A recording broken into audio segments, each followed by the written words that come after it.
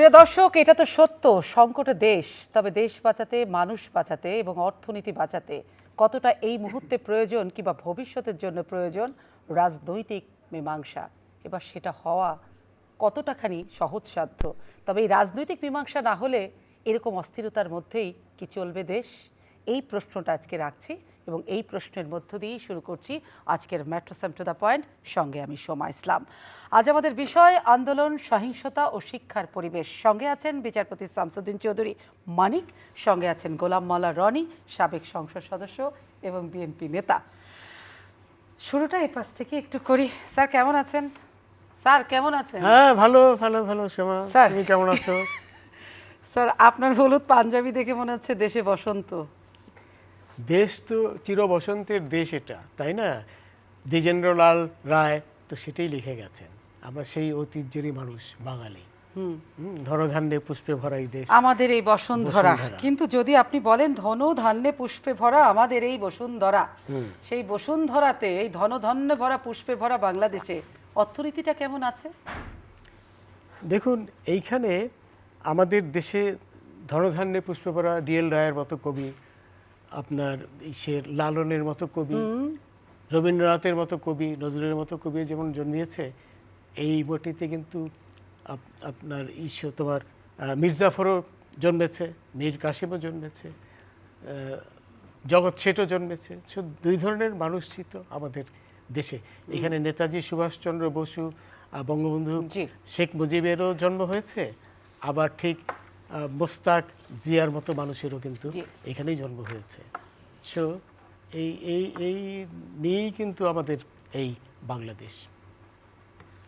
আমরা যখন এই মুহূর্তে আলাপটা করছি, সেই মুহূর্তের একটা বড় খবর, যারা এই কয়েকদিনের সহিংসতা মারা গেছে তাদের জন্য রাষ্ট্রীয় শোক ঘোষণা করবে আগামীকাল রাষ্ট্র। সেই জায়গাটা, এবং সেই জায়গাটা থেকে একটা তো চলমান একটা অবস্থা আছে, আমরা সবটাই জানি। তবে যে জায়গাটা থেকে আজকে সিরিয়াস আলোচনা শুরু করতে চাই স্যার, সেটি হচ্ছে দেশ জুড়ে একটা বিশ্বাস অবিশ্বাসের সংকট তো চলছে। এই সংকটের সমাধানটা আসলে কোন পথে? দেখো, বিশ্বাস অবিশ্বাসের সংকট মাত্র ইদানিংকালে চলছে বা শুরু হয়েছে তা কিন্তু নয়। এই বিশ্বাস অবিশ্বাসের সংকট কিন্তু আমাদের ৭১ থেকেই চলে আসছে, তাই না? বাস্তবতা হলো এই যে ৭১-এই বাংলাদেশের আপামর জনসংখ্যা বাংলাদেশের মুক্তিযুদ্ধের জন্য বঙ্গবন্ধুর নেতৃত্বে সবাই একত্রিত হয়েছিল, একটা বিরাট সংখ্যক জনতা, সিংহভাগ জনতা।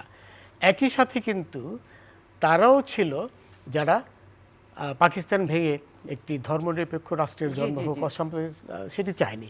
এবং তাদের সংখ্যাও কিন্তু তখনও কম ছিল না, এবং মানে গোটা জনসংখ্যার তুলনায় তাদের সংখ্যা অনেক কম, কিন্তু তারা কিন্তু সবসময় ছিল। এখন কথা হলো যে তুমি যেটা দিয়ে শুরু করেছো, রাজনৈতিক মীমাংসা।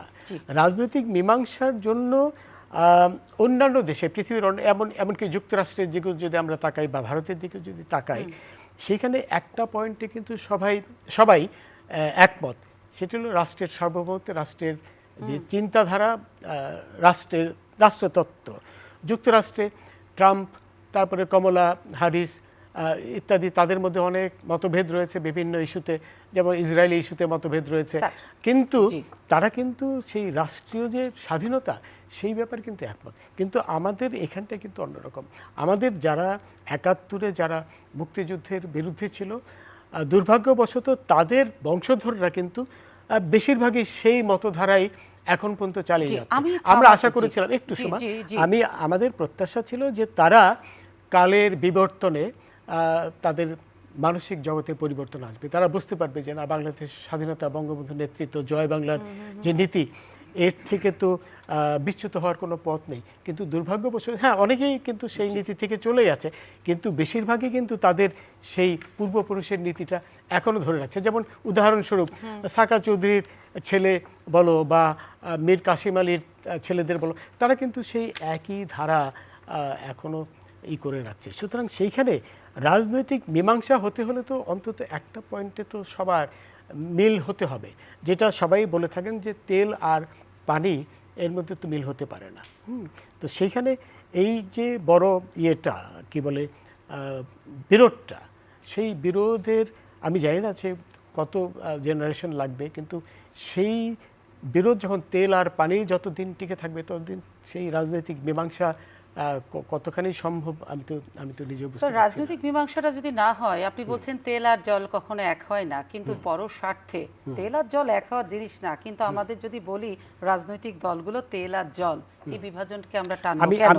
আপনি যেটা বলেছেন মুক্তিযুদ্ধের পক্ষ আর বিপক্ষের শক্তি, আমরা অতি সাম্প্রতিক সময় যেসব জিনিসগুলো দেখছি সেই জিনিসগুলো কিন্তু এখন আপনারা এটা আমরা প্রথম দেখছি না। যদি বলেন সহিংসতার কথা, আপনি রেফারেন্স টানবেন যে আমরা 14 সাল থেকে দেখেছি, কিন্তু আপনি বলবেন যে এগুলো অপশক্তি। কিন্তু আমার প্রশ্ন, আমাদের সকলের প্রশ্ন, 14 সাল থেকে যদি অপশক্তি থাকে, আমরা যদি ওই ক্রোনোলজিতে যাই, 14 থেকে আমরা অপশক্তি দেখলাম, তার আগের ইতিহাস বাদ দিলাম, তাহলে এটা কি অপশক্তি যদি হয়ে থাকে ভাষায়, সেই অপশক্তিকে দমন করা গেছে? আমি কিন্তু সময় 14 সাল না, আমি বলবো 75 সাল থেকেই আমি সেই জায়গায় যাচ্ছি না, কিন্তু শুরু ওই এখন জায়গায় না। যাচ্ছি আমি না। শোনো, এই যে রিসেন্টলি যে ধ্বংসযজ্ঞগুলো হলো, এইটাতে এখন তো সব বেরিয়ে আসছে। আচ্ছা, আমি তাহলে স্যার সব বেরিয়ে আসছে, একদম সোজা কথা বলবেন যে ধ্বংসযজ্ঞ হয়েছে, এর সঙ্গে তৃতীয় শক্তি আছে, আপনি বলবেন, নাম স্পেসিফিক করে বলবেন, জামাত বিএনপি আছে। আমি নাম স্পেসিফিক করে বলি, একদম প্রথম থেকেই যেটি কালকে ওই যে নূর যে লোকটি, সে যে একেবারে প্রথম দিন থেকে ছিল, সেটা কিন্তু সে নিজেই স্বীকার করেছে যে প্রথম দিন থেকেই সে পরামর্শ দিয়েছিল বিএনপি জামাতকে। সে কয়েক দফা মিটিং করেছে ওদের সাথে, এবং সেই মিটিং চলাকালে সে বলেছে যে দেখেন, আমরা এখন ঢুকবো না, এখন এটা এমন ভাব দেখাবো যে এটি ছাত্রদেরই আন্দোলন, কারণ এখন আমরা যদি মুখোশ খুলে ফেলি তাহলে অন্যরকম হবে। সুতরাং আমরা 7-8 দিন নূরের বয়ানটা আপনি দিচ্ছেন, তো নূরের এটি কিন্তু স্বীকৃত বয়ান আপনি দিচ্ছেন, কিন্তু সবচেয়ে বড় কথা, নূরের স্বীকৃত বয়ান সেটা মানুষের কাছে কতটা গ্রহণযোগ্য, বিশ্বাসযোগ্য, সেটিও একটা বড় প্রশ্ন দাঁড়িয়ে গেছে, কারণ নানান ঘটনা ঘটছে। কিন্তু স্যার আমার প্রশ্ন এটিও না, আমার প্রশ্ন সেটি, যদি জামাত বিএনপি এর সঙ্গে জড়িত থাকে, তার পক্ষে এবং বিপক্ষে যুক্তি আপনি দেবেন যে কেন মনে হচ্ছে এটা জামাত বিএনপি এই অপশক্তি। আমি প্রশ্নটি রাখছি, আমি স্যার এই প্রশ্নে আসবো। গোলাম মোল্লা রনি, আপনার কাছে যেতে চাই সেই জায়গাটা। আমি শুরুতেই বলছিলাম এই সংকটে একটা রাজনৈতিক মীমাংসা আসলে হওয়া দরকার কিনা, কারণ জাতি একদম মনে হচ্ছে পক্ষের শক্তি বিপক্ষের শক্তি মুক্তিযুদ্ধের মুখোমুখি অবস্থান, কিন্তু অর্থনীতি থেকে শুরু করে প্রচণ্ড সব খাতেই বিপর্যয় দেখা যাচ্ছে, এটা তো চরম সত্য। ধন্যবাদ সুমা। এখানে মূল ব্যাপারটা হলো যে রাজনৈতিকভাবে মীমাংসা করার জন্য রাজনীতি জানেন, রাজনীতি বুঝেন, এবং রাজনীতির উইজডম মানে প্রজ্ঞা যাদের রয়েছে, দেশপ্রেম থাকতে হবে এবং প্রজ্ঞার সম্পন্ন মানুষ থাকতে হবে, উদারতা থাকতে হবে। এখন বাংলাদেশের রাজনীতিতে সেটা আছে না না আছে আপনি খুব সহজেই বুঝতে পারবেন। যেমন আওয়ামী লীগের যারা লোকজন, তারা তাদের প্রতিপক্ষকে কি বলে? প্রথম বলে এরা ওই স্বাধীনতা বিরোধী শক্তি, 75-এর অপশক্তি, খুনি জিয়ার দল, ক্যান্টনমেন্টে পয়দা হওয়া একটি দল, তারপরে হাওয়া ভবন থেকে উৎসরিত হওয়া, হাওয়া ভবন থেকে জন্ম নেওয়া একটা দল। বাংলাদেশে যারা আছে বিএনপির যারা বড় বড় নেতা, তারা কাজই করে লন্ডন থেকে তারেক জিয়া যে কথাগুলো বলে দেয়, সেই কথাগুলো তারা শুধু পড়ে, রিড করে, দে হ্যাভ নাথিং। তারা ঠাট্টা করে আরও বলে যে লন্ডন থেকে ওহি আসে, এই ধরনের কথাবার্তা প্রতিপক্ষ সম্পর্কে বলে। তাহলে আপনি ধরে নেন যারা আওয়ামী লীগের যারা নেতৃবৃন্দ, তারা মনে করছে তাদের প্রতিপক্ষের মধ্যে রাজনীতির নেই, পলিটিক্সের পি নেই।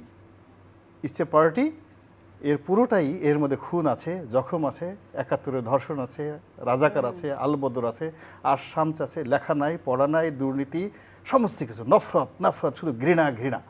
এটা আওয়ামী লীগের লোকজন মনে করছে। বিএনপির লোকজন কি মনে করছে আওয়ামী লীগ সম্পর্কে? বিএনপির লোকজন মনে করছে যে এই দলটি দিল্লি থেকে যা লিখে দেয় তা শুধু পড়ে। এই দলে যারা প্রোটেক্ট করে রাখে বুদ্ধি দিয়ে, শক্তি দিয়ে, সব দিল্লির লোক, দাদাদের লোক। দাদাদের হুকুমের বাইরে এদের একটা পো অথবা একটা পা এই শব্দ করার ক্ষমতা আওয়ামী লীগের কোনো লোকের নাই। আজকে যদি দাদারা তাদের উপর থেকে আশীর্বাদ নিয়ে যায়, 1 মিনিটের মধ্যে তারা যে কোথায় পালাবে তার কোনো ইয়াত্তা নাই। এরপরে আওয়ামী লীগের যারা বিরুদ্ধ পক্ষ লোকজন, তাদের বক্তব্য হলো যে দেশটা তো এখন বাংলাদেশ নেই, এটি ভারতের অঙ্গরাজ্য হয় এরকম একটা ভাব। এই অভিযোগ তো করে একজন দুজন নয়, লক্ষ লক্ষ লোক। তারা আরও বলে ভয় দেখায় যেটা একসময় সিকিম হয়ে যাবে, তারা ভয় দেখায় এটা কাশ্মীর হয়ে গেছে, আলটিমেটলি কাশ্মীর হয়ে গেছে, তারা বলে যে এটা হায়দ্রাবাদ হবে কবে। এই যে কথাগুলো বলছে, বলতে বলতে বলতে বলতে যখন রাজনৈতিক নেতৃবৃন্দ সম্পর্কে আসে, তারা কাউকে বলতেছে ও হলো মুরগি, হাইব্রিড মুরগি, ও হলো কাউয়া, মানে এইভাবে তারা বিভিন্ন মানুষকে উপাধি দিচ্ছে যে দিস ইজ এ কাউয়া। এরপরে আরও যেসব অশ্লীল প্রাণী আছে এই প্রাণীর নাম দিয়েও এই আওয়ামী বিরোধী শক্তিগুলো বড় বড় নেতার নামের সাথে সাথে ওইগুলো উপাধিগুলো দিয়ে দিয়েছে। তাহলে আপনি দেখুন যে আওয়ামী বিরোধী যে শক্তিগুলো আছে তাদের সংখ্যা যাই হোক না কেন, তারা আওয়ামী লীগের মধ্যে একজনকেও শ্রদ্ধা করার মতো কাউকে খুঁজে পাচ্ছে না, একজনকেও রাজনীতি করার মতো কাউকে খুঁজে পাচ্ছে না। তাহলে সেখানে রাজনৈতিক মীমাংসা হবে কি করে? তার মানে দেশে কি একটা রাজনৈতিক সংকটকাল চলছে? শুধু সংকট নয়, এখানে রাজনীতির মহামারী চলছে, রাজনীতির দুর্ভিক্ষ চলছে, রাজনীতির অকাল চলছে, এবং গণতন্ত্রের যে অস্তিত্ব, সেই অস্তিত্ব যে শুরুটা হয় ভ্রূণ থেকে, সেই গণতন্ত্রের যে ভ্রূণটুকু এই বাংলাদেশে তৈরি হয়েছিল 1971 সনে, এটা এখন সেই ভ্রূণটা আইসিইউতে আছে। মানে গণতন্ত্রকে কোনো প্রাণ বা শক্তি সম্পন্ন কোনো একটা জিনিস এটা বলা যাচ্ছে না। অর্থাৎ মহান মুক্তিযুদ্ধের মাধ্যমে এই গণতন্ত্রের যে ভ্রূণটা তৈরি হয়েছিল এটি এই সময়টাতে এসে এখন আইসিইউতে আছে। তার মানে রাজনীতির একটা মহামারী চলছে আপনি বলছেন, এবং যে রাজনৈতিক মীমাংসা সেটাও সম্ভব না, অসম্ভব। কারণ দুটো দেওয়াল যেভাবে তৈরি হয়ে আছে, এই আইস ব্রেকিংটা করবে কে? এই আইস ব্রেকিং এটা। কিন্তু আমি যেটা জানতে চাই, আরেকটু আমি আসছি আপনার কাছে, কিন্তু যেটি হচ্ছে একটা চলমান সংকট আছে। আপনি আজকে হয়তো দেখেছেন যে বিভিন্ন জায়গায় সারা দেশে বিচ্ছিন্নভাবে আবার ছাত্ররা দাঁড়িয়েছে, তাদের দাবি আছে। কিন্তু আমার প্রশ্ন হচ্ছে যে ছাত্রদের দাবি তো মেনে নিল, এবং তাদের একটা অংশকে আমরা দেখেছি যে হসপিটাল থেকে ডিবি প্রধান যারা আছে, ডিবি তাদেরকে তুলে নিরাপত্তা হেফাজতের কথা বলে নিরাপত্তা হেফাজতে ডিবি ভবনে নিয়ে গেছে, এবং তারা গতকালকে তাদের সমস্ত কর্মসূচি প্রত্যাহার করেছে, এবং সেই কর্মসূচি প্রত্যাহারকে নিয়েও একটা বড় সমালোচনার জায়গা তৈরি হয়েছে। এটা মন থেকে দিল নাকি বাধ্য করে দেওয়া হলো? আজকে আবার তার পরিবাররা সকলে ডিবি অফিসে যে দেখা করেছে, এবং পরিবারের সকলে বলেছে যে তারা স্বেচ্ছায় দিয়েছে, তাদেরকে কেউ অস্ত্রের মুখে জিম্মি করে ওই বাচ্চাদেরকে কেউ বলেনি যেটা তোমরা বাধ্য করো। কিন্তু এই সমালোচনার মাঝখানে আদালত যেটা বলেছে যে টিবি প্রধানের কার্যালয়ে যে তাদের যে খাওয়ানোর ছবিটা জাতি দেখলো, দেখানো হলো, সেটা একটা জাতির সঙ্গে মশকরা করা হয়েছে। এই জায়গাটা একটু জানতে চাই। আমি আপনার শেষ কথার সঙ্গে একেবারে সম্পূর্ণ একমত। প্রথমত রাষ্ট্র ব্যবস্থায় এখন অনেকগুলো প্রতিষ্ঠান একটা সুপার নিউমারি প্রতিষ্ঠানে পরিণত হয়ে গেছে, বিশেষ করে পুলিশ। আমার দাদির ভাই ছিলেন পাকিস্তানের আইজি ইন 1953 সনে। আপনি জানেন যে পাকিস্তানের আইজির ডেজিগনেশন ছিল সিভিল সার্ভিসে একজন জয়েন্ট সেক্রেটারির সমপর্যায়ের। আর এখন আইজি সাহেবকে তুলতে তুলতে সিনিয়র সচিব বানিয়ে শুধু রাখা হয়নি, বেনজির সাহেবের মতো লোকজন যখন আইজি ছিলেন তিনি মনে করছেন যে স্বরাষ্ট্রমন্ত্রীর চাইতেও তিনি বড়। তো এই যে একটা মানে রাষ্ট্রের মধ্যে একটা ভিন্ন রাষ্ট্র তৈরি করা, সার্ভিসের মধ্যে একটা ভিন্ন সার্ভিস তৈরি করা, এবং তাদের মধ্যে একটা উন্নাসিক ভাব, এটা পুলিশের মধ্যে চলে আসছে গণতন্ত্রের দুর্বলতায়। 2 নম্বর হলো কতগুলো পদ, যেমন থানার ওসি, জেলার এসপি, এই যে মহানগর পুলিশের যে গোয়েন্দা বিভাগের যিনি যুগ্ম কমিশনার, কিন্তু দেখেন সাইকোলজি কোন পর্যায়ে চলে আসছে, তাকে বলা হচ্ছে ডিবি হারুন, ডিবি প্রধান। তো এই যে ডিবি প্রধান, এবং মনে হচ্ছে যে বাংলাদেশের পুলিশের কর্মকাণ্ড বলতে ওই ডিবি অফিস ছাড়া, এর আগে শুধু এটা হারুন বলে কোনো কথা না, হারুন আগে মুনির ছিল, একই অবস্থা। মনে হতো যে বাংলাদেশের পুলিশ বলতেই ঢাকা মহানগর গোয়েন্দা পুলিশের যে দপ্তরটা আছে ওটার বাইরে পুলিশের কোনো কার্যক্রম নাই। ছবি কেন দেখাতে হবে? এটা কি গ্রহণযোগ্যতা, বিশ্বাস তৈরি করা? মানে প্রথমত হলো যখন একটা মানুষ অ্যাক্টিং করে, সবসময় অ্যাক্টিং করে, ওভার অ্যাক্টিং করে, তখন এই ওভার অ্যাক্টিং এবং অ্যাক্টিং করতে করতে কোনটা যে ধরা খেয়ে যায় এবং কোনটা যে ধরা পড়ে যায় এটা কেউ বলতে পারে না। এখন ওই অফিসগুলোতে যা কিছু হচ্ছে, মানে পুলিশের শুধুমাত্র হারুনের যে অফিস তা নয়, আরও অনেক অফিসগুলোতে যা কিছু হচ্ছে, এইগুলো নিয়ে জনমনে অনেক প্রশ্ন আছে, অনেক ক্ষোভ আছে। এখানে জাস্টিস চৌধুরী আছেন, ওনার আইনের একটা খুব ভালো ভাষা আছে যে বিচার শুধু হলেই হবে না, বিচারটা এমনভাবে হতে হবে যেন বিচার হয়েছে লোকজনের মনে বিশ্বাস জন্ম নেয়, অর্থাৎ জাস্টিস বিলিভড হতে হবে। এখন ডিবির যিনি হারুন সাহেব আছেন তিনি তাদেরকে খাইয়েছেন, ধরে নিলাম একের আপন ভাইয়ের মতো কোলে নিয়ে তাদেরকে চুমা দিয়েছেন। তারপরে শেষে বলেছেন, ওরে আমার লক্ষ্মী সোনা ভাইরে, তোমরা এই কদিন রাজপথে কত কষ্ট করেছো, এখন তোমাদের পিছনে জামাত লেগে গেছে, বিএনপি লেগে গেছে, তোমাদেরকে যে কোনো সময় মেরে ফেলতে পারে, ওরে সোনারে আসো আমার বুকে আসো।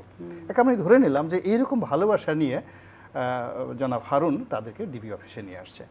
আনার পরে মহব্বতে, প্রেমে, ভালোবাসায় তিনি তাদেরকে চুমা দিয়েছেন, জড়িয়ে ধরেছেন, তাদের সুন্দরভাবে বসিয়েছেন। এরপরে ঢাকা শহরের সবচেয়ে সুন্দর মোরগ পোলাও, আহার এই ছেলেগুলো কতদিন যাবৎ খায় না, একটা টেনশনে আছে, তাদেরকে নিজ হাতে তিনি মোরগ পোলাও খাইয়ে দিয়েছেন, তাতে কোনো অনেস্টি নাই।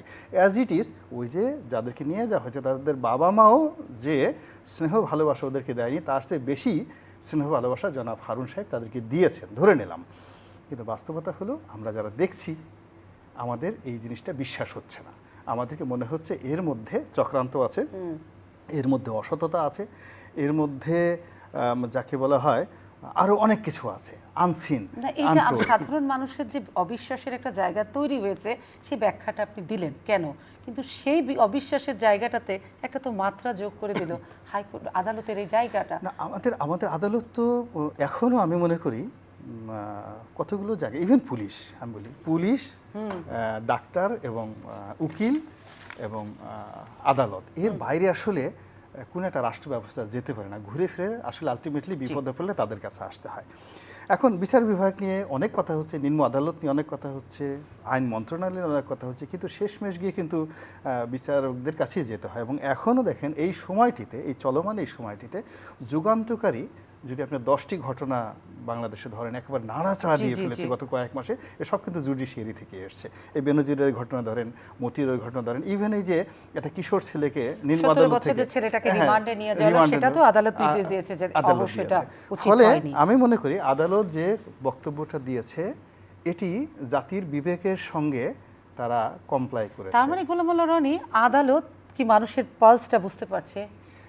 আদালতের সবসময় বুঝতে পারে না, কিন্তু এই মুহূর্তে কিছু কিছু জায়গাতে, যেমন দেখা গেল যে আমাদের মহামান্য প্রধান বিচারপতি তিনি এই যে কোটা বিরোধী আন্দোলনের যে প্রেক্ষাপটে যে শুনানিটা করলেন যত দ্রুততার সঙ্গে, এবং এখানে সংবিধানের যে আর্টিকেলটাকে ব্যবহার করা হলো এবং যেভাবে তারা যত দ্রুততার সাথে করলো, আমি মনে করি যে it's a one of the smart decision and intelligent performance of our judiciary. তার মানে বিচার বিভাগের প্রতি মানুষের আস্থা আছে কিংবা তৈরি হচ্ছে না, তৈরি করার জন্য সময় তো একটা শুনতাম আমরা অনাস্থা সুশাসন নেই, আইনের শাসন নেই। মূল ব্যাপার হলো এখানে বিচার বিভাগের সাথে ঢালাওভাবে এটা খুবই স্পর্শকাতর, আমাদের এই কথা বলা যাবে না। মানুষ যখন বিপদে পড়ে এবং বিপদে পড়ে বিচার বিভাগের কাছে গিয়ে যখন সে আশ্রয় লাভ করে, ওই সময় তার মন মানসিকতার উপর নির্ভর করে যে কি আছে। আর এখনকার মানসিকতা হলো যে বাংলাদেশের আওয়ামী লীগের রাজনীতি যেভাবে চলে, আওয়ামী লীগের মানুষ যেভাবে ডাল ভাত খায়, বাংলাদেশের সব জায়গার লোকজনই ওইভাবে ডাল ভাত খেয়ে বেঁচে আছে। এর বারে আমি আর কিছু বলতে পারবো না। সবাই ডাল ভাতই খাচ্ছে, মানে কারো কপালের মাংস পোলাও জুটছে না। মাংস পোলাও মানে আওয়ামী লীগ যদি মাংস পোলাও খায়, তারাও মাংস পোলাও খাচ্ছে। এটাই তো সমতাই তো সবাই চায়, তুই ডাল ভাত খাবি আমরাও খাবো, তুই মাংস খাবি আমিও খাবো, এটাই সবাই মনে করে যে এখানে সমতা। সবাই আচ্ছা সমতা। কিন্তু স্যার আমি একটা প্রশ্ন রেখেছিলাম, ওটাতে সেকেন্ড প্রশ্ন, ফার্স্ট প্রশ্ন আমি যেতে চাই, যেহেতু আপনি একজন বিচারপতি। স্যার ওই জায়গাতে ওই যে জামাত শিবিরের জায়গাটা আমার প্রশ্ন ছিল, কিন্তু আমি জানাবো ওই যে ডিবি অফিসে যে ভাত খাওয়ানোর ছবিটা, ওই জায়গাটা আমি সবগুলো, রনি অনেকগুলো কথা বলেছে, আমি সবগুলো অ্যাড্রেস করব। রনির সমর্থনও করব, আবার মেবি হয়তো জায়গায় হয়তো। এনিওয়ে, নূরের কথাটা আমি প্রথমেই বলি।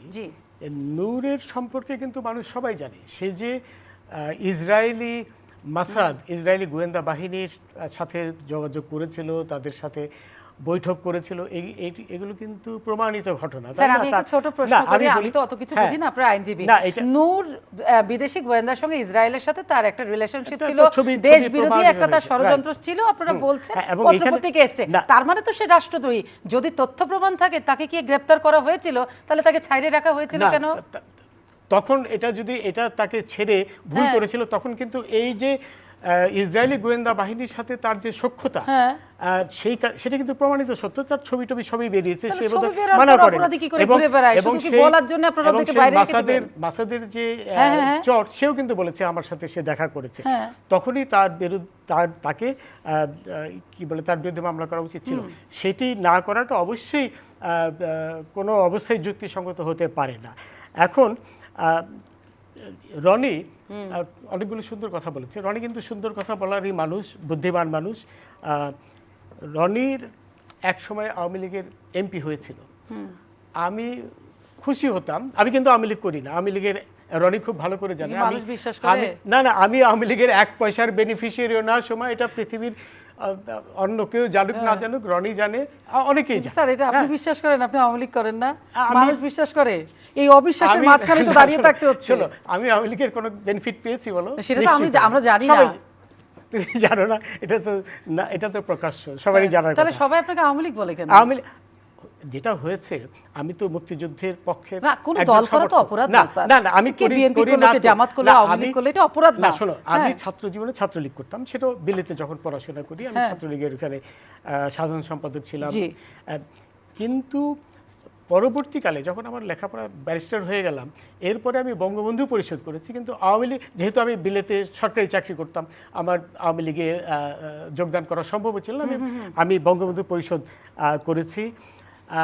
কিন্তু আওয়ামী লীগ আমি কখনো কিন্তু করিনি, এখনো করি না। কিন্তু স্যার, সুবিধা পেলেই কি খালি আওয়ামী লীগ করতে হবে? না, শোনো, যেহেতু আওয়ামী লীগের কথাগুলো মুক্তিযুদ্ধের পক্ষের কথা, এই জন্য আওয়ামী লীগের মূলমন্ত্রের সাথে আমার মূলমন্ত্র মিলে যায় বলি আমি একইভাবে কিন্তু রাশেদ খান মেননের পক্ষেও কথা বলি, ইসের পক্ষেও কথা বলি, কি বলে ঘাতক দালাল নির্মূল কমিটি। না, ঘাতক দালাল তো রাজনৈতিক দল নয়, এটার সাথে তো আমি আছি, ওদের উপদেষ্টা। আর ওই হাসানুল হক ইনুর যারা মুক্তিযুদ্ধের পক্ষের সবকটি দলকেই আমি কিন্তু সমর্থন করি। এখন আমি যেটা বললাম যে রনি যদি আওয়ামী লীগে থাকতো, আমি কিন্তু খুবই খুশি হতাম। এই জন্য খুশি হতাম যে রনির যে মেধা, আমি মেধার কথাটা পরে আসবো, রনির যে ইন্টেলেকচুয়ালিটি, ওর যে জ্ঞান, সেই জ্ঞান দিয়েই কিন্তু তোমার যে কথাটি আজকে রাজনৈতিক মীমাংসা, সেই দলটিকে অনেক উপদেশ দিতে পারতো বলে আমি মনে করি। দলের কাছে যে অনেক উপদেশ দিতে পারতো। আমার মনে হয় সেই ধরনের উপদেশটার অভাব দলে রয়েছে। তার মানে আওয়ামী লীগে ভালো বুদ্ধি দেওয়ার মানুষের অভাব আছে, অভাব রয়েছে। কারণ সেটা কি দল বুঝতে পারছে? যদি না বুঝতে পারে সেটা তাদের ব্যর্থতা। তার মানে এই যে চলমান স্যার কয়েকদিনের সহিংসতা, সেটা কি রাজনৈতিক একটা ব্যর্থতা না? অবশ্যই। আওয়ামী লীগ তো আলাদা দল, সরকারকে আলাদা করছে। এই যে গত কয়েকদিনে অনেক কঠিন আওয়ামী লীগের ভেবেছে ও 2-1 দিনের মধ্যে সরকার পতন হবে, তারা কিন্তু সব ইঁদুর গর্তে পালিয়েছে। আওয়ামী লীগের লোকও ভেবেছিল। অবশ্যই, অনেকেই পালিয়েছে। কজনের চেহারা তুমি দেখেছো বলো? ওই যারা নাকি আওয়ামী লীগের বেনিফিট পেয়েছে, আমি তো 7-8 জনের বাইরে কাউকে দেখিনি, সব তো ইঁদুরে গর্তে পালিয়েছে, তাই না? এখন স্যার পালালো কেন? আমি কথায় কথায় থামাই, এটা আমার একটা বাজে দোষ। কিন্তু স্যার আপনি বলছেন যে সব আওয়ামী লীগ ইঁদুরের গর্তে পালিয়েছে। না, মানে সুবিধাভোগী যারা আওয়ামী লীগ, না, অনেক সব সুবিধাভোগী না, অনেক সুবিধাভোগী আওয়ামী লীগ ইঁদুরের গর্তে পেরিয়েছে। কিন্তু আমার প্রশ্ন হচ্ছে, একজন তৃণমূল থেকে টপ টু মানে বলে শীর্ষমূল পর্যন্ত আওয়ামী লীগের তো সবাই জনপ্রতিনিধি আছে, ইউনিয়ন চেয়ারম্যান থেকে উপজেলা চেয়ারম্যান, এমপি থেকে 300 আসনের এমপি, সকলেই। এই যখন ঢাকা অ্যাটাক হলো, তখন কি আমরা 15টি আসনের কোন এমপি কে দেখেছি আওয়ামী লীগের? সেটাই তো দুর্ভাগ্যজনক। এই জন্য আমি বলছি যে রনির মতো লোক থাকলে এটি কিন্তু ঘটতো না। তাহলে আওয়ামী লীগকে আমরা বলবো জনবিচ্ছিন্ন হয়ে গেছে? না, জনবিচ্ছিন্ন হয়েছে মানে ওই যে কাদের, নাকি জনপ্রতিনিধি নির্বাচনে ভুল করেছে? না, জনপ্রতিনিধি সেটা না, সবাই এই যে ওপেন ডোর খুলে দিয়েছে। বিএনপি এসছে, রাজাকার এসছে, জামাত এসছে, এমনকি ফ্রিডম পার্টির লোক এসছে, সবাইকে আওয়ামী লীগ ওয়েলকাম করেছে। সেটা তো নিশ্চয়ই ভালো হয়নি। এবং এদের চরিত্রটা কিন্তু আমরা দেখতে পেলাম গত এই যে কোটা আন্দোলন শুরুর পর থেকে এদের আমরা চিনতে পারলাম। এখন এইখানে আরেকটি কথা এসে যাচ্ছে যে ডিবি হারুনের প্রসঙ্গটা এসছে। দেখুন, আমরা প্রথম দিন থেকেই আমরা সকলেই বলে এসছি যে শেখ হাসিনা যা চায়, তোমরা যা চাও, শেখ হাসিনা তো একই জিনিস চায়। তোমরা চাও কোটার বিলুপ্তি, এটা তো শেখ হাসিনারই নীতি, এবং আসলেই তো তাই। 2018 সালে শেখ হাসিনাই কিন্তু কোটা বিলুপ্ত করেছিলেন, যদিও চাপে পড়ে করেছিলেন বলে উনি বলেছেন, কিন্তু এটা তো সত্য। এরপরে যখন কয়েকজন ছাত্র হাইকোর্টে রিট করলো, জি স্যার। সেই রিটের বিরোধিতাও কিন্তু Awami League deputy attorney general করেছে, যেহেতু এটি সরকারি পলিসি। এবং তারপরে যখন এই রায়টি বেরোলো 1 জুলাই, তারপরে কিন্তু প্রক্রিয়ায় যতটুকু সময় লাগে সেই সময়ের বাইরে কিন্তু সাথে সাথে আমাদের বিজ্ঞ অ্যাটর্নি জেনারেল আমিনুদ্দিন সাহেব কিন্তু প্রায় সঙ্গে সঙ্গেই প্রাথমিক প্রক্রিয়াটি শুরু স্যার, এই করেছিলেন। আইনি প্রসিডিওর গুলো তো আমাদের অতীত আমরা জানি সকলে, কিন্তু আমরা যদি এর পরের ধাপগুলোতে একটু আগাই না, তাহলে হবে। আমি ওগুলো তো হ্যাঁ, না, পরের ধাপগুলো প্রথম দিনই কিন্তু আমিনুদ্দিন সাহেব একটি, যেটা আইনের ভাষায় বললে মানুষ বুঝবে না, যে প্রাথমিক দরখাস্তটা উনি করেছেন, যেখানে পরিষ্কার বলে দিয়েছেন যে আমরা হাইকোর্টের রায়ের জি। বাতিলতা চাই, মানে হাইকোর্টের রায় যেন বাতিল হয়ে যায় আমরা সেটা চাই, এবং সেইভাবেই কিন্তু এগিয়েছেন। এর পরবর্তীকালে উনি এগুলো কিন্তু প্রত্যেকটি কি বলে প্রক্রিয়ার ব্যাপার। ছোট ছোট করে একটু থামাই। আদালত তো তার আদালত আইনি প্রক্রিয়া এগিয়েছে, কিন্তু জিনিসটা যখন আর আদালতের মধ্যে সীমাবদ্ধ থাকেনি, জিনিসটা এসে গেছে রাজপথে, তখন এটা কি রাজনৈতিক একটা মীমাংসা দরকার ছিল না? রাজনৈতিক মীমাংসার কোনো, এটা নিশ্চয়ই রনিও করবে। তুমি ওই শিক্ষার্থীদের কাছে কি কোনো প্রতিনিধি গিয়েছিল সরকারে? না, সেটা আমাদের ব্যর্থতা, আমরা তাদের বোঝাতে পারিনি যে এই বিষয়টিতে সরকারের কোনো ক্ষমতা নেই, কারণ দেশ তো চলে সংবিধানে। ওইটা করার অর্থ হতো সংবিধানকে কি বলে একেবারে শেষ করে দিয়ে, যেটি হতো একটি বিদ্রোহ, সংবিধান ছাড়া দেশ হতো। সংবিধান অনুযায়ী যখন শুনানি কি করে তাহলে আগিয়ে আসলো? না, শুনুন, আগিয়ে তো ছাত্রদের দাবির প্রেক্ষিতেই আসলো। তোমার এই প্রশ্নটার জবাব আমি দিচ্ছি, একটি করে বলছি। যখন এই যে আপিল বিভাগের হাতে চলে গেল, তখন সরকারের কোনো ক্ষমতা ছিল না এই ব্যাপারে কোনো সিদ্ধান্ত না। কিন্তু আমাদের দুর্ভাগ্য হলো আমরা সাধারণ ছাত্রদের এই কথাটি বোঝাতে ব্যর্থ হয়েছি, এবং এই যে প্রক্রিয়া যেটি আমাদের ফেলিয়ার, আমরা মানুষকে বোঝাতে পারিনি। এমনকি অনেক জ্ঞানীগুণী মানুষও ভাবতো যে সরকারই পারে, তাদের আমরা বোঝাতে ব্যর্থ হয়েছি যে এটি সরকারের হাতে নয়, এটি সরকারের হাতে যাওয়া মানে সংবিধানকে ছেড়ে দেওয়া, বিদ্রোহ করা। হ্যাঁ, কারণ এটি একান্তই আপিল বিভাগের ছিল, এবং সেই অর্থেই আমি বলছি যে হারুনের মতো বিচক্ষণ লোক প্রমাণ করলো সে আসলে কত বিচক্ষণ। যেটা আমরা ব্যর্থ হয়েছে বোঝাতে, সেটি কিন্তু হারুন কালকে বা পরশু ওই 6 জনকে অন্তত বোঝাতে পেরেছে যে দেখো, তোমরা যে কোটা নিয়ে গেছিলে, সেই তোমাদের আন্দোলন কিন্তু আর তোমাদের হাতে নেই, এটা এখন চলে গেছে এই নূর, জামাত, বিএনপির হাতে, সন্ত্রাসীদের হাতে। আপনি বলছেন ডিবি হারুন সাহেব বিচক্ষণতার পরিচয় দিয়েছেন, শেষ পর্যন্ত এসে এই জিনিসটা আসলে বুঝলেন হারুন সাহেব বুঝলেন, কিন্তু স্যার উনি মানে কোর্টও কি বুঝলো না? উনি হারুন সাহেব কোর্ট তো বুঝেছে, আর হারুন সাহেব তো ওনাদেরকে নিয়ে গেছে। স্যার, এই যদি হারুন সাহেব এত বিচক্ষণ হন, তাহলে এতগুলো লাশ পড়লো কেন? এই মানে এতদিন দেরি করে বুঝলেন কেন? আগে বুঝতে তো লাশ পড়তো না স্যার। এইটাই তো, শোনো, এইখানে মূল দোষ হলো এই নূর এবং অন্যান্য কি বলে মির্জা ফখরুল টকরুল রিজভী, যারা নাকি এটি উস্কিয়েছে, তারপরে তারেক জিয়া যে নাকি বাইরে থেকে উস্কিয়েছে। এবং এইখানে কিন্তু ঘটনার শুরুতেই তো স্যার আমি বলি, ঘটনার শুরুতে ডিবি হারুন সাহেব বিএনপি অফিসে তালা লাগিয়ে দিলেন, তাহলে আবার উস্কানো হলো কি করে? শোনো, আমি বলছি বিদেশ থেকে কোটি কোটি টাকা আসছে, এটাও তো বাস্তবতা। এবং নূর 69 লক্ষ টাকা পেয়েছে, এটি তার নিজের স্বীকারোক্তি। সে এক রাজনৈতিক নেতার থেকে 4 লাখ টাকা পেয়েছে, এটি তার নিজের স্বীকারোক্তি। এই যে অর্থগুলো ঝুলেছে, এবং কিন্তু সাধারণ ছাত্ররা কিন্তু বুঝতে পারেনি, তারা এদের দাবার গুটি হিসাবে ব্যবহৃত হয়েছে এই ফখরুল, নূর ইত্যাদির হাতে। সাধারণ ছাত্ররা বুঝতে পারেনি তারা অন্য কোনো পক্ষের দাবার গুটি হচ্ছে, কিন্তু তাদের আন্দোলনটা যখন রাজপথে শান্তিপূর্ণ ছিল, তখন থেকে কিন্তু সরকার স্যার বলছে এখানে তৃতীয় পক্ষ প্রবেশ করেছে। সরকার তো বুঝতে পেরেছিল, সরকার কেন লাগাম টানলো না?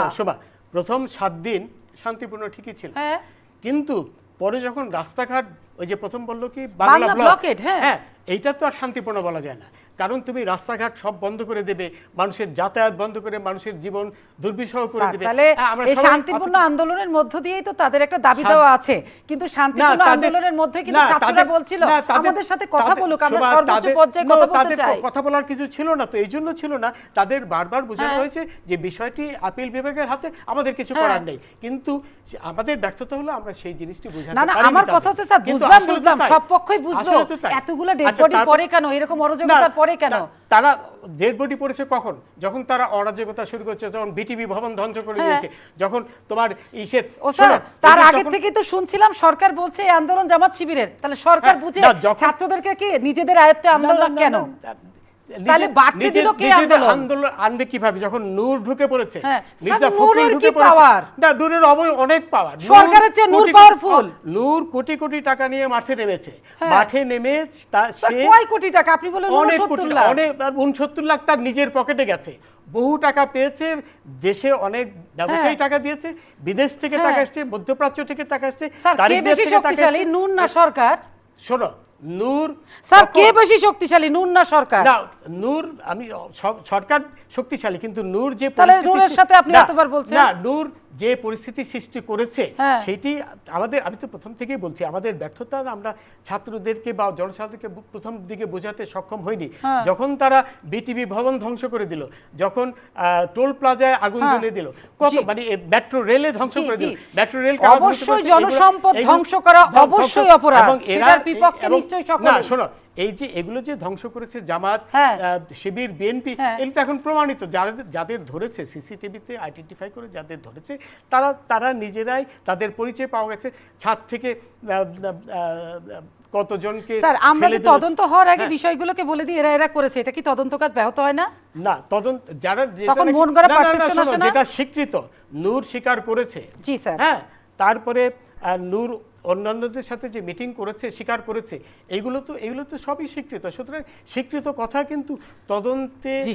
তদন্তে কোনো প্রভাবিত হবে না। যখন এবং তারা পরিষ্কার ভাষায় বলেছে যে কে বিটিভি ভবনে আগুন দিয়েছে, জি, জি, জি। কে মেট্রো রেল, যে মেট্রো রেলের জন্য আমরা বছরের পর বছর অপেক্ষা করছিলাম, কোটি কোটি টাকা ঋণ করে মেট্রো রেল, সেই মেট্রো রেল ধ্বংস করে দিয়েছে।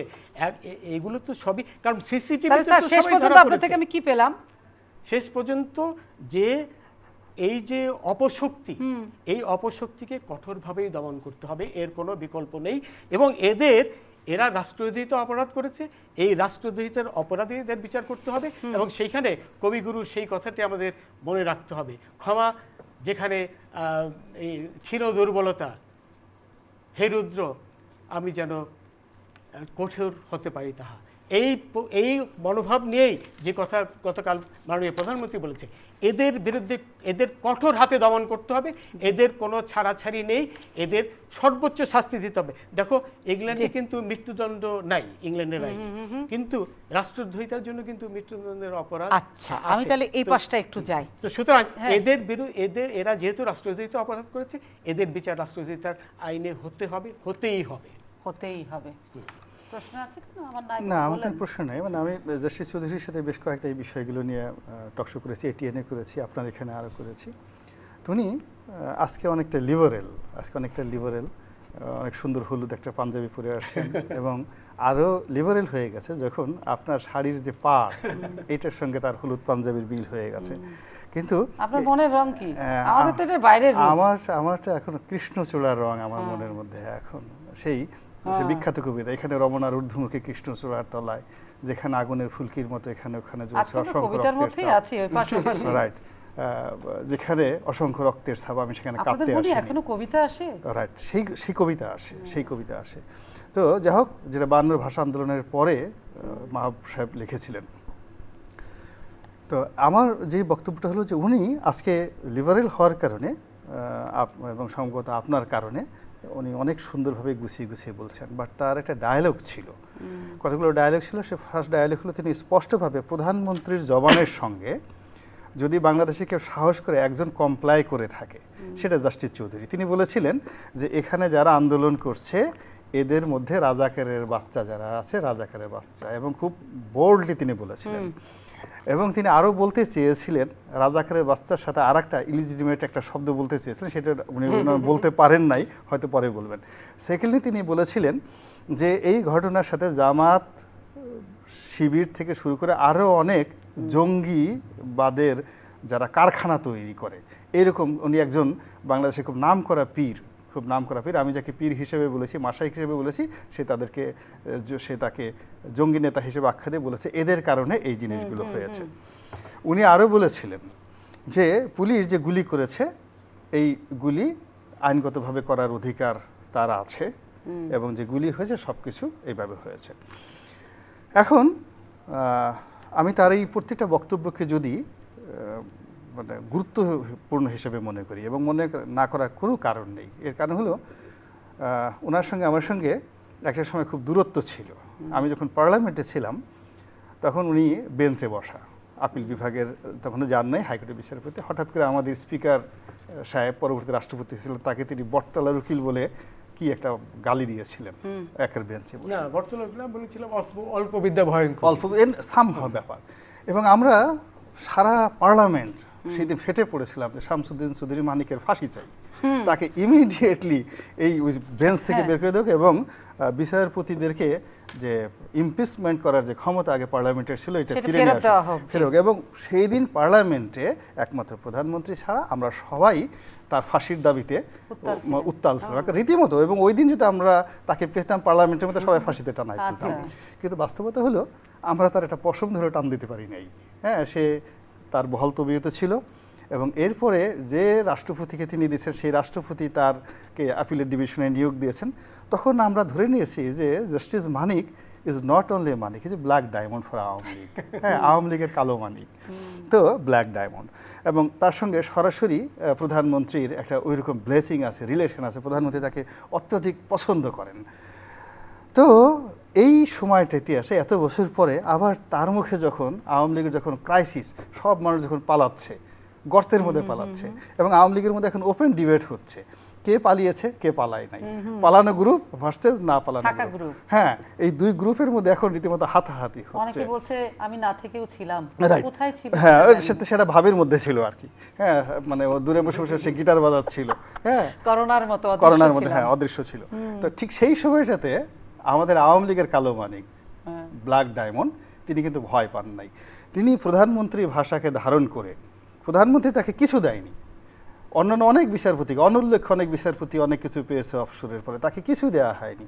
আমার কাছে মনে হয় যে আপনি হয়তো সন্দেহ করতে পারেন যে তার হলুদ পাঞ্জাবিটা প্রধানমন্ত্রী দিয়েছে, নট লাইক দ্যাট, তাকে দেওয়া হয়নি।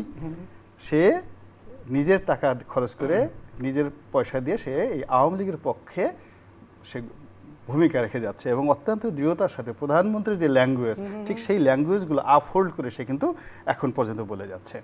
তো এখন যদি জাস্টিস মানিকের কথা ধরি আর প্রধানমন্ত্রীর কথা ধরি, এই দুজনের কথার মধ্যে মিল আছে, বাকি যেগুলো আছে সব ফুসফাস, এরা সব অভিনয় করছে, তাদের কথার মধ্যে মিল নাই। সেই কথাগুলো কি, যে এখানের আন্দোলনের পুরোটাই জামাত এবং বিএনপি ডমিনেটেড, বিদেশ থেকে টাকা এসেছে, এখানে নূরের মতো আরও অনেক যারা রথী মহারথী আছে, যারা এই কোমলমতি ছাত্রদেরকে এখান থেকে ভুলিয়ে ভালিয়ে তাদেরকে আওয়ামী লীগের বিরুদ্ধে দাঁড় করিয়েছে এবং সেখান থেকে আমাদের এই বাংলাদেশের সূর্য সন্তান একমাত্র মেধাবী পুলিশ কর্তা জনাব হারুন এই 6 জন লোককে আলাদা করে একটা দৃষ্টান্ত স্থাপন করতে পেরেছে। এই তো তার কথার যে মূল কথাগুলো।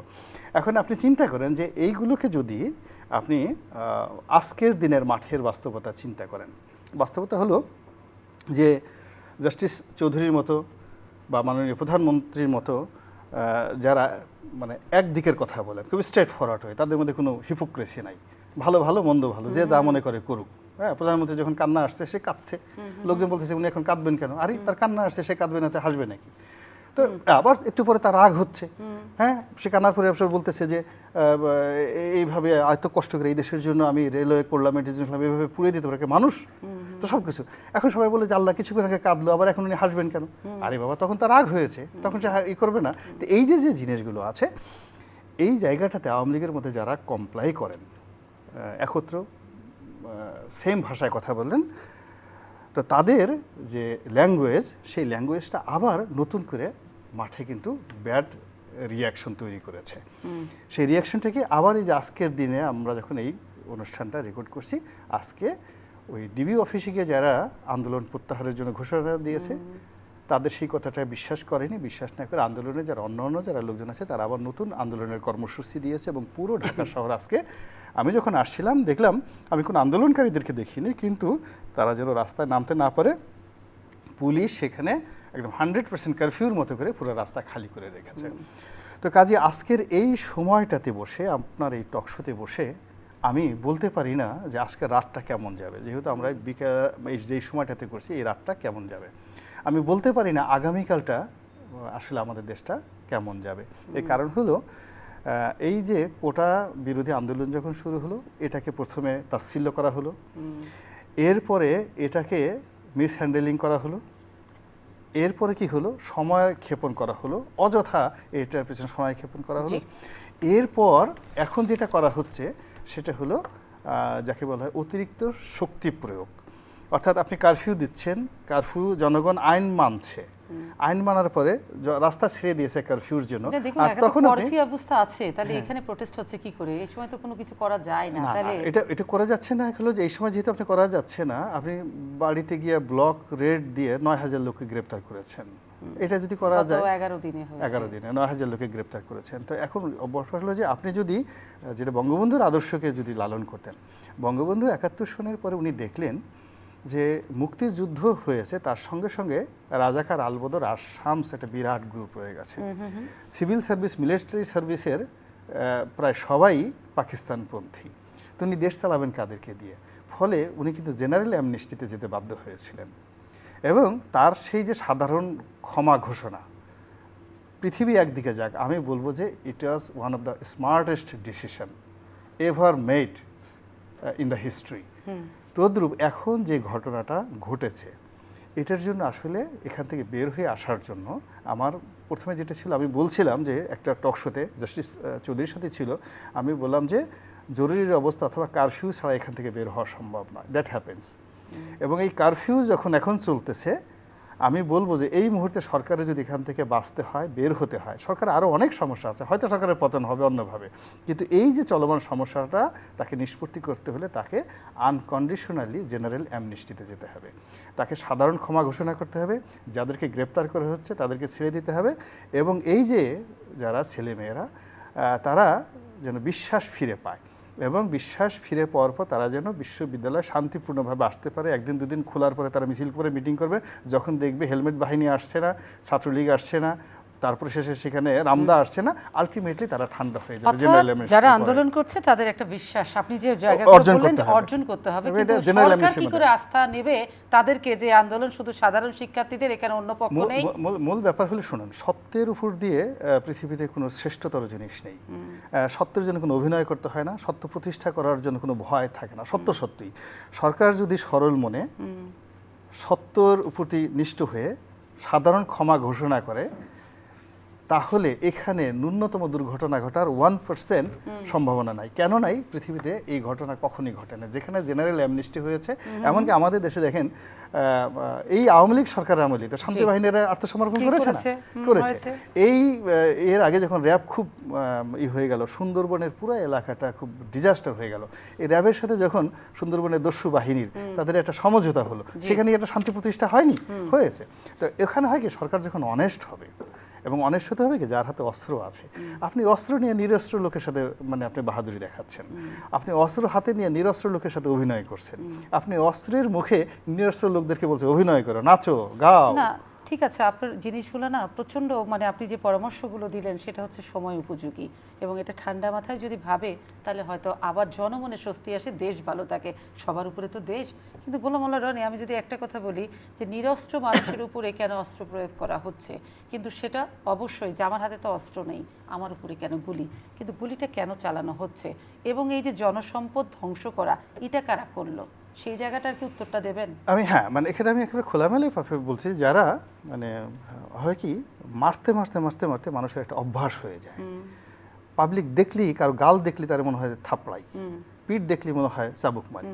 তা আমাদের দেশের 2009 সন থেকে কিছু লোক যাদের হাতে ক্ষমতা, তাদের ভিতরে উন্নাসিকতা, অহংকার এত বেশি পর্যায়ে চলে আসছে যে তাদের সামনে যদি কেউ নাচানাচি করে, সে বলে নাচলি কেন?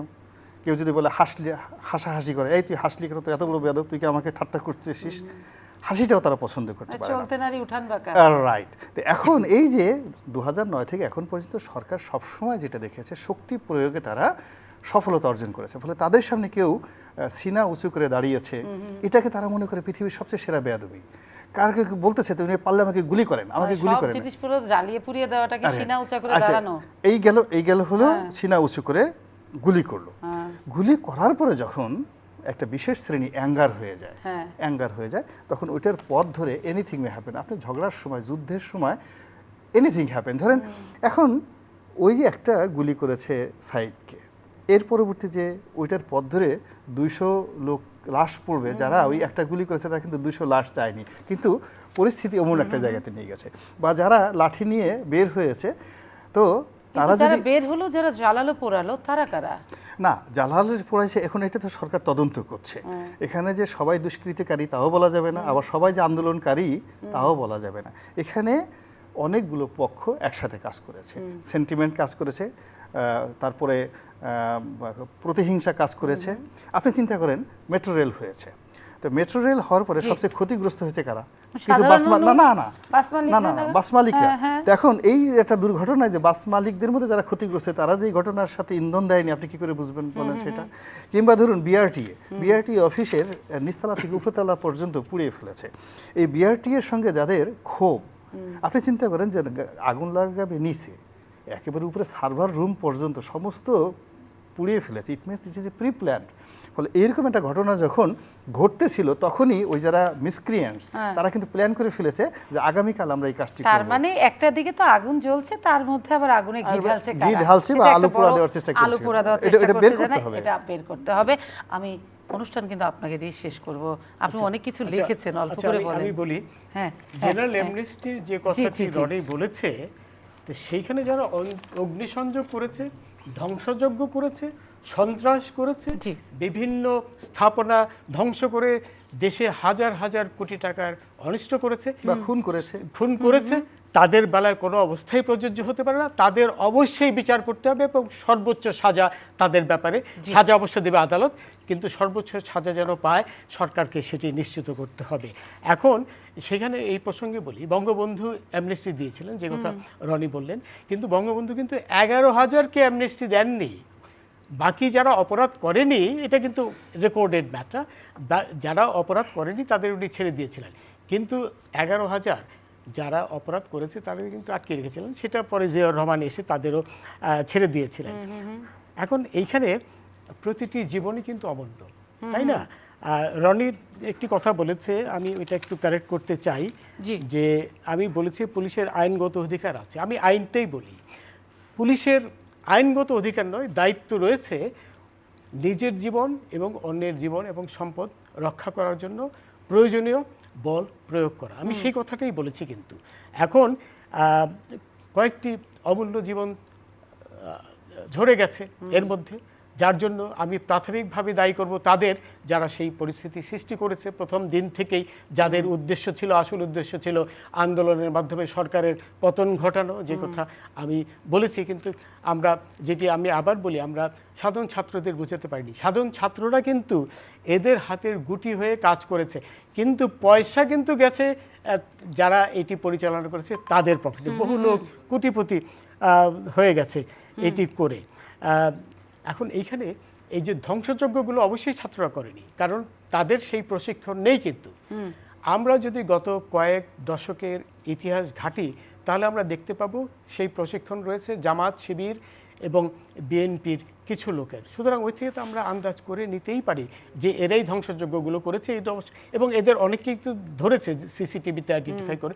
যেহেতু সিসিটিভি আইডেন্টিফাই করেছে, সেখানে কিন্তু মিস্টেকেন আইডেন্টিটির কোনো স্কোপও নাই, এবং তারা স্বীকারও করেছে, তাদের ইতিহাস নেওয়া হয়েছে। এবং আরেকটি কথা হলো, যারা নাকি এই ছাত্রদের নেতৃত্বে ছিল, তারাও কিন্তু কেউ অরাজনৈতিক নয়। তারা ওই যে একটি দল ছাত্র শক্তি, সেই ছাত্র শক্তির অংশ, সেগুলো কিন্তু এরই মধ্যে ধরা পড়েছে, জানা গেছে, এবং ভবিষ্যতে আরও জানা যাবে। আর রনি আরেকটি কথা বলেছে, যে আমি ওই যে বলেছি বারবার বলেছি রাজাকারের বাচ্চা, এবং একটি কথা, রাজাকারের বাচ্চারা যে আবার ইলিজিটিমেট বাচ্চা, সেই কথাটি বলিনি, সেটাও রনি বলেছে। দেখুন, যারা গেছে ছাত্ররা, সাধারণ ছাত্ররা, এরা যে সবাই রাজাকার সেটা কেউ বলতে পারবে না, আমিও বলবো না, কিন্তু এদের একটা অংশ কিন্তু নিশ্চয়ই রাজাকারদের বংশধর, জি, স্যার। বিশেষ করে যারা আমি- বলেছে তুমি কে আমি কে রাজাকার রাজাকার, যারা বলেছে জি। বাংলাদেশের মাটি রাজাকারের ঘাঁটি, যারা জামাতি স্লোগান দিয়েছে, যারা সেখানে ভারত বিরোধী স্লোগান এসছে, তারা যে রাজাকারের বংশধর এটা তো অস্বীকার করার কোনো পথ নেই। তো সুতরাং স্যার আলোচনা শেষ করতে হবে যে স্যার একদম, তাহলে আপনার বলা তো শেষ হয়ে গেছে আজকের মতো, আমরা অন্যদিন আবার বলবো, কিন্তু স্যার সকলের আচ্ছা কাছে এখানে আমি স্যার, শেষ জি, করছি জি, এই জন্য যে আজকে যদি কারফিউ উইথড্র করা হ্যাঁ, হয় হ্যাঁ। তাহলে আমি যে আপনাদের এখানে এলাম, হ্যাঁ। রনি আর আমি বা আপনি এলেন আপনার বাসা থেকে, এটি কিন্তু আমাদের পক্ষে সম্ভব হতো না। সুতরাং কারফিউ ততদিন উইথড্র করা যাবে না যতদিন সম্পূর্ণ নিরাপত্তা দেশে কি বলে প্রতিষ্ঠিত না হয়। স্যার একটা গণতান্ত্রিক দেশে না, কতদিন কারফিউ না, থাকবে সেটাও তো না, বড় প্রশ্ন কিন্তু হয়ে যায়। গণতান্ত্রিক দেশে তো আপনার শান্তিপ্রিয় আন্দোলন করতে পারেন, কিন্তু যারা ভাঙচুর করছে ধ্বংসযজ্ঞ করছে তাদের তো অবশ্যই শাস্তি করতে হবে, অবশ্যই, ঠিক আছে, শাস্তি স্যার, করতে হবে। জি জি আমরা সবার কথাই শুনলাম, কিন্তু সবচেয়ে বড় কথা হচ্ছে আমরা ভীষণ সাধারণ মানুষ। না, আপনারা আমি আপনাদের সাধারণ কথা মানুষের কথা মানুষ- না, না, আমরা শোনো, আমাদের জায়গা থেকে শোনো। সাধারণ, আপনাদের কথা মানুষ আস্থা রাখে, শোনো। ভরসা রাখে, কিন্তু স্যার আমি যেটা বলি কি, আমরা যেটা বলি কি, সাধারণের দৃষ্টি থেকে একটা দেশ যখন সংকটে থাকে, একটা দেশ যখন এখন অস্থির একটা অবস্থায় দেশ থাকে, যখন সংকটে থাকে, যারা তখন- সংকট সৃষ্টি করছে হ্যাঁ, তাদের শাস্তি কিন্তু দিতে হবে অবশ্যই এবং যারা কঠোর শাস্তি অন্যায়, দিতে এটা হবে। তো সকলেই হ্যাঁ, জানে, এটাই- যদি অপরাধী কেউ হয়ে থাকে তাকে অপরাধী অবশ্যই হয়েছে, আইনের এগুলো আওতায় ভাঙলে আনতে এগুলো হবে, অপরাধ না। বিচার সাপেক্ষ এগুলো তো বিষয়, আমাদের বিচার করতে হবে, আমাদের তদন্ত সাপেক্ষ এই যে বিষয়। ধ্বংসগুলো হলো জি, এগুলো জি, জি। এগুলোকে আমরা দেখি অবশ্যই সেটা যদি যে অপরাধী সে যে দলেরই হোক না কেন, হ্যাঁ, অবশ্যই তাদের- ছাড় তাদের পাওয়া যাবে না। কঠিন শাস্তি দিতে হ্যাঁ, হবে। কারা অপরাধ করলো, কারা এই না, অপরাধের সেটাই। স্বার্থ দেখলো, না, কারা অপরাধে হ্যাঁ, আগুনে যারা ঘি ঢাললো, নিরপরাধী সবটাই দেখতে হবে তো, তাই না? নিরপরাধীর যেন জি। সাজা না হয় সেটা আমাদের দেখতে হবে। অবশ্যই, সেটাই কিন্তু বলছি। আজকালকার জি, এই যে যুগে জি। যেখানে সিসিটিভিতে সব দেখা যায়, হ্যাঁ, হ্যাঁ। সেখানে কিন্তু অপরাধী আর নিরপরাধীর মধ্যে পার্থক্য করাটা খুবই সহজ। খুব কিন্তু সহজ, আমি স্যার, আবার শেষ স্যার। করছি, জি, জি, স্যার। আমরা জনগণকে বোঝাতে ব্যর্থ হয়েছি যে জিনিসটা প্রথম দিন থেকেই ছিল সুপ্রিম আপিল বিভাগের হাতে, সেখানে সরকারের ক্ষমতা ছিল না, জি, কিন্তু আওয়ামী লীগের লোকই জনগণকে এটি বোঝাতে সক্ষম হয়নি। যে জন্য আমি বলছি যে অবশেষে তাহলে হারুন আওয়ামী লীগের লোকই যদি ডিবির এইটা হারুন বোঝাতে এটা বোঝাতে সক্ষম সক্ষম না হয়েছে। হয়ে থাকে, তাহলে এই ব্যর্থতার দায়ভার কাকে দেবেন? অবশ্যই সেই দায়ভার তো, যেটা আমি তো এই ব্যাপারে রনির সাথে স্যার একসাথে স্পষ্ট করে বলেন তো, সেই ব্যর্থতার দায়ভার কাকে বলবেন, এদিক ওদিক না ঘুরে? না, ব্যর্থতা তো যারা এটা করেছে তারা তো ব্যর্থতা তো আমরা জনগণকে বোঝাতে পারিনি, কিন্তু যারা এই যে ধ্বংসযজ্ঞ চালিয়েছে তারা কি মুক্তি পেতে পারে? কোনো অবস্থায় তাহলে তারা মুক্তি সব পেতে পক্ষই পারে না। অপরাধী? এখন কিন্তু জনগণ বুঝতে পেরেছে যে আসলে ব্যাপারটি ছিল সুপ্রিম কোর্টের হাতে, জি। সরকার যে কথাটি বলেছে এখন কিন্তু জি, মানুষ স্যার। বুঝতে পেরেছে, এখন মানুষ বুঝতে বিশেষ করে পেরেছে। আপিল বিভাগের জি। রায়ের পরে স্যার, এখন- বুঝতে পেরেছে জি, এটি স্যার, সরকারের জি। হাতে ছিল না, এটি সুপ্রিম কোর্টের হাতে ছিল। জি। এবং প্রথম থেকেই যে এটি আসলে ছাত্রদের কোটার আন্দোলন ছিল না, প্রথম থেকেই যে ছিল এটি সরকার পতনের জন্য আন্দোলন, হ্যাঁ। সেটিও মানুষ এখন বুঝতে পেরেছে, সেটি আমাদের একটি শুভ লক্ষণ। আচ্ছা স্যার, শুভ লক্ষণ, সবটাই শুভ শুভ হোক, কিন্তু সবচেয়ে বড় কথা আবারও বলতে চাই, দেশ যখন একটা অস্থির অবস্থায় থাকে, একটা সংকটের মধ্য দিয়ে যায়, জনগণ যখন আতঙ্ক থাকে এবং জিনিসপত্রের দামও যখন বাড়তে থাকে এবং যে কোনো একটা পরিস্থিতিকে কেন্দ্র করে, তখন বোধহয় সকল পক্ষে সব মানুষের সংবেদনশীল হওয়াটা সবচেয়ে জরুরি এবং বিশ্বাস রাখাটা, বিশ্বাসের আনাটাও ভীষণ জরুরি। তবে এই কাজগুলো কারা করবে আমরা তো জানি না, তবে আমরা আস্থা রাখতে চাই সব পক্ষের রাজনীতির উপরে, কারণ দেশটা আমাদের সকলের। আমি সময় আসলাম, আজকের মতো বিদায় নিচ্ছি, খুব ভালো থাকবেন, ধন্যবাদ আরও একবার আপনাদের।